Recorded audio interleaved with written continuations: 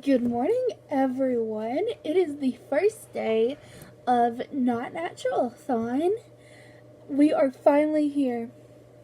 We pushed this back a whole month, but we are finally here, and I am beyond excited. A lot of people, not a whole lot, but like we're we're a good sized group, and I'm very excited for everyone who has joined, and hope to see everyone through to the end. I've seen some TBRs, and everybody's getting excited, and I'm very happy, and I can't thank you guys enough for taking part in Notnaturalathon, because this was a while in the making, since last year, when Supernatural decided that it was going to be in its final season.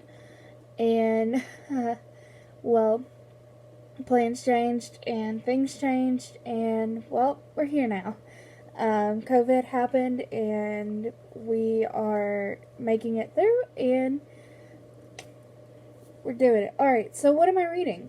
This is a reading vlog, should be reading. I'm reading 2 books, actually. I'm reading both my buddy reads, because I decided that, or I messaged both of my friends who are doing my buddy reads with me, and I was like, hey, when do you want to do your buddy reads? And they were both like, hey, let's be like the first thing we read. I'm like, well, okay then. But they're both chunky books.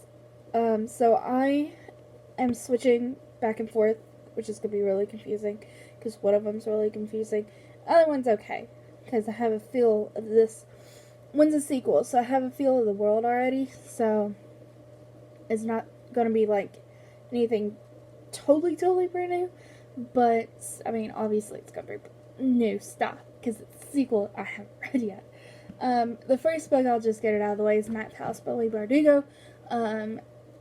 It's going to be a little confusing getting into the world. I've seen some people say it's already just confusing. So, we'll see how that one goes. And then I'm reading A Gathering of Shadows by V. Schwab, which is the sequel to A Darker Shade of Magic.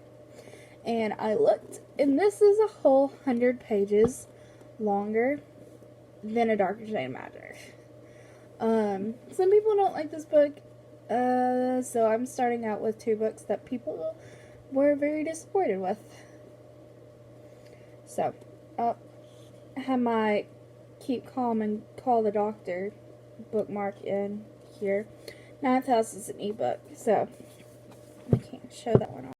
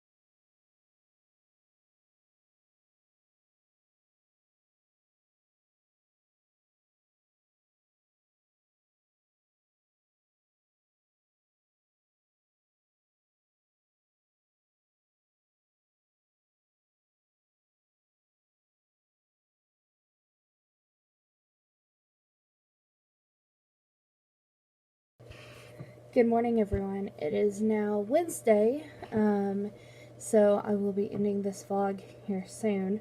I may film an update later. I need to do some filming today of stuff to go on my channel, besides this vlog. The last clip you would have seen is me and my best friend Kristen making cake.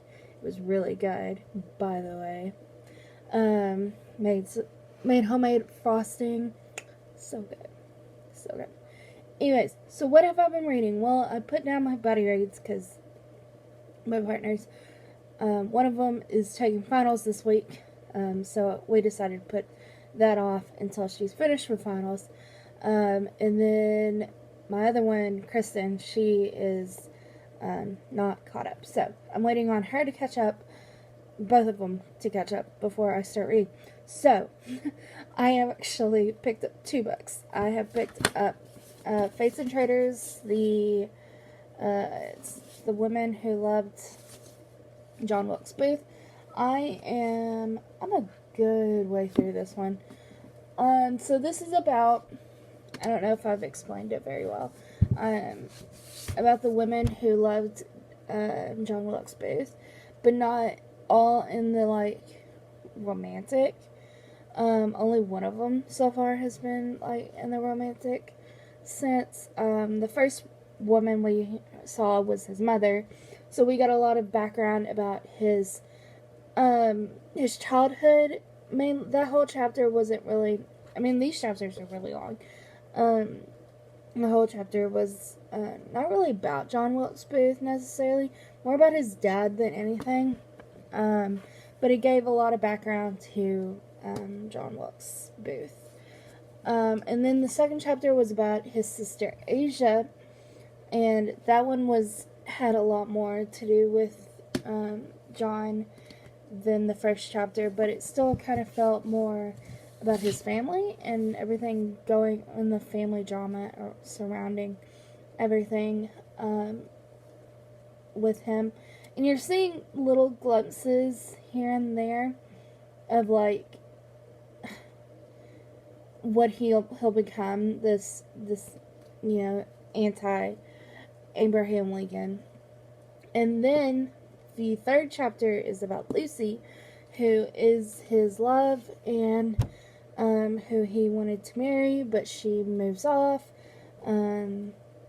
Again, you're seeing glimpses, but these first three chapters have been very for the northern side, and then the fourth chapter is about is her name Mary? I think her name's Mary.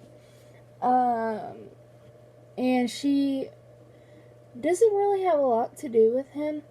It's more about seeing, it's her son, we're seeing the prologue for this, that's with him when he murdered Abraham Lincoln.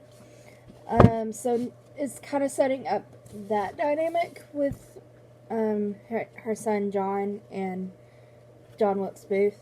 Or is it Henry? No, I think it's John.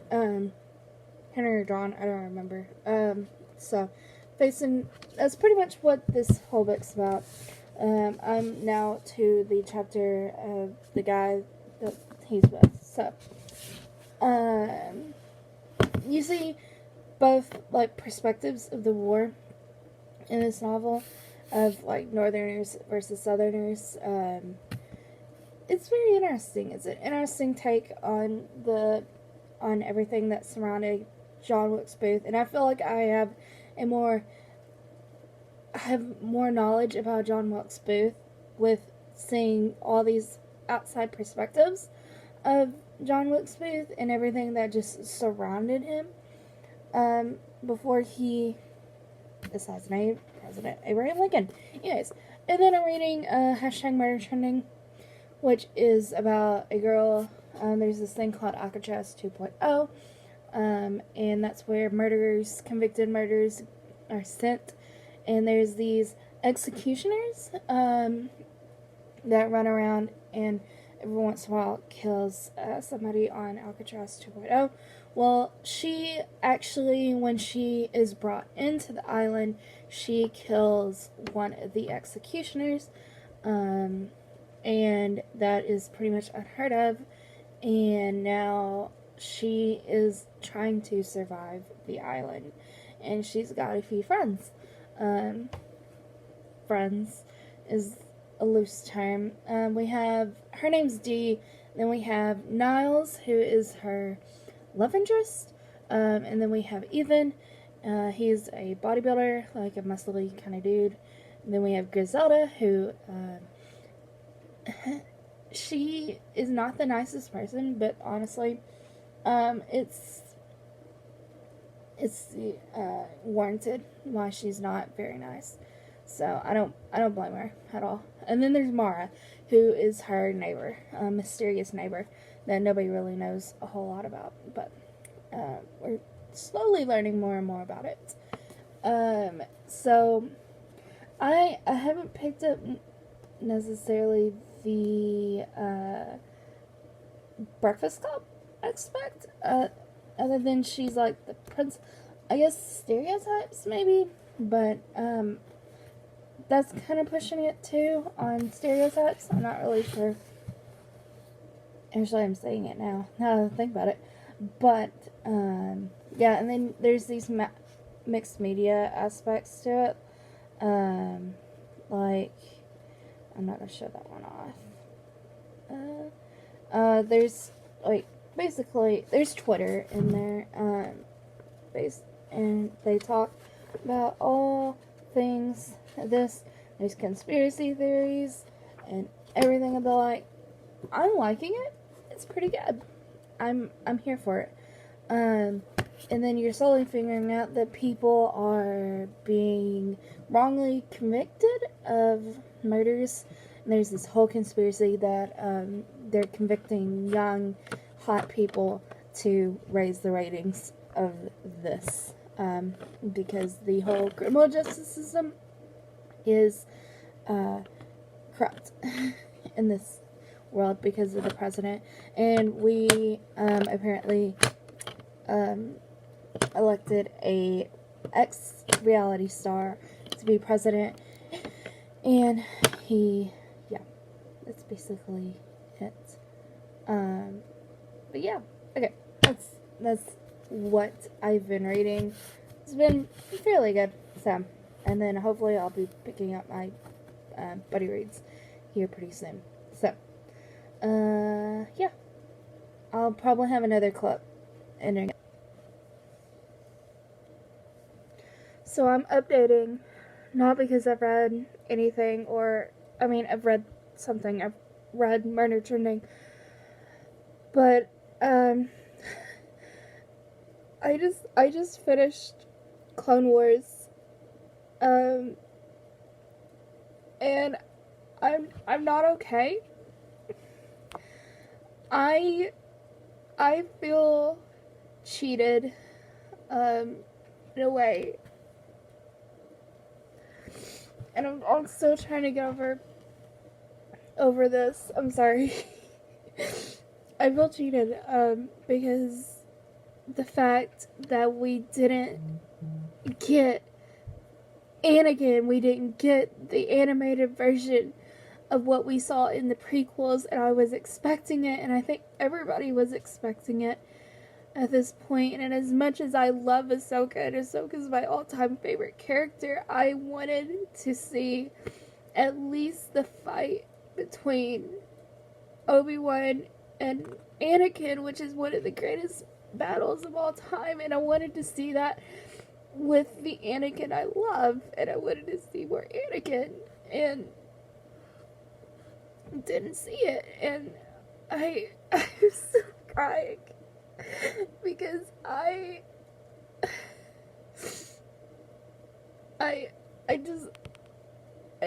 wanted more. I wanted to see at least that, and we did get to see Vader. I wanted to see a little bit of like the ending of the prequels, which is the most memorable thing from the prequels. And as much as I loved what was happening between Ahsoka and Rex, I feel cheated out of, I don't care about, if I was to go back and watch the prequels now, and especially the third movie, I feel like I would care a lot more about Anakin than I do now. But the Anakin I care most about is the Clone Wars version of Anakin. I think he's just the best version of Anakin, in my opinion. It's not Hayden Christensen did with what he could with what he had, and it's not, and you know, the prequel, the third one in particular, he did good in the end, and it's just like, well, now we don't. But the Clone Wars hasn't been focused on Ahsoka. It's always been about the journey of Anakin, going from war hero to Vader, and I think that in the end they have done Anakin a little dirty, because now it's like, well, yeah, you could, I mean, you just go watch the original movies to get, like, the whole story and know about everything, but, like, I wanted to see that in animated form. I wanted to see it in the Clone Wars. Like, yes, I could go back and watch the prequel movies and get, you know, like, what's happening with Anakin, Obi-Wan, but I feel cheated because it's not the Anakin I adore and love. And I mean, I just wanted it to end with Anakin, and it did. But I needed that. But it didn't show that transition into Vader. And I don't know if I'm happy, or I think I feel very cheated out of seeing that transformation. I have mixed feelings about this season. In particular, the first arc was okay. I mean, it wasn't great. Second arc with Ahsoka, I mean, I loved having Ahsoka, but it didn't feel like a strong coming into a final season. It's the final season. We should be focusing on the war. We should be focusing on Anakin and Obi-Wan, and, you know, bringing Ahsoka in. At least in the third arc really felt like it was setting up Ahsoka to come into the Mandalorian show in season 2, and it didn't feel like Clone Wars in the end. And I'm very I really don't like this season finale. Although her fight with Maul in the second to last episode, was really, really good. I really enjoyed the third arc. But if it had ended at that third episode, fourth episode, we get with Anakin, or at least half of it being with Ahsoka and Rex, and then the other half, or like flipping back and forth between Ahsoka and Rex and Anakin, and with what's happening with Anakin, and seeing that transformation in animated form and I can see where they would think it not necessary to include this, the transformation, because we've already seen it in, in the live action prequel movies, but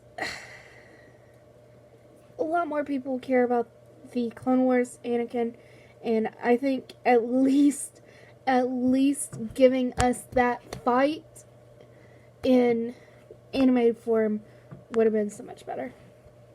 At least that final battle.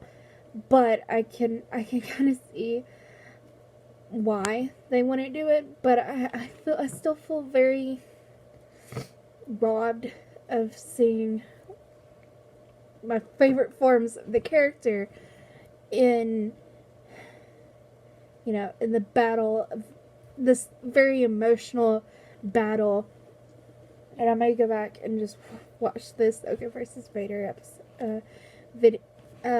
episode, which is one of my all-time favorite episodes, but it's also my all-time favorite battle, Ahsoka versus Vader. And we kind of saw in this final episode, we saw at the end, we saw Vader, and he gets Ahsoka's lightsaber, and like there's a crash and everything, and there's dead bodies everywhere, and it's frozen, so they can't dig up and see whose bodies these are, and we don't know how long of a time difference is we see Ahsoka and Rex at the end to when Vader comes in and sees everything. But it's enough to, they're gone. Obviously, Ahsoka and Rex are both gone. And we see just her lightsaber in the helmet of Rex on the ground. And,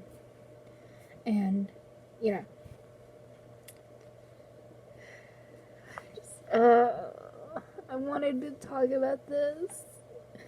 And, I'm just not okay.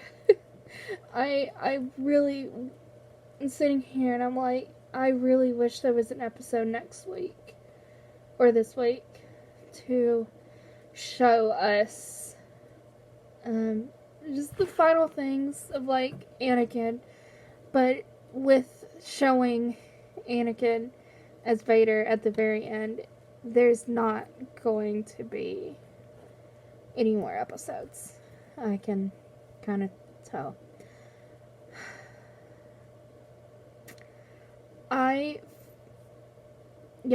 Okay. That's all I wanted to talk about. I wanted to get that off my chest about Star Wars: The Clone Wars Season 7, and I'm not okay, and I won't be okay for a little bit. So, alright, hi guys. So it is now Thursday, and it's time for a new reading vlog. So I'm gonna end this one.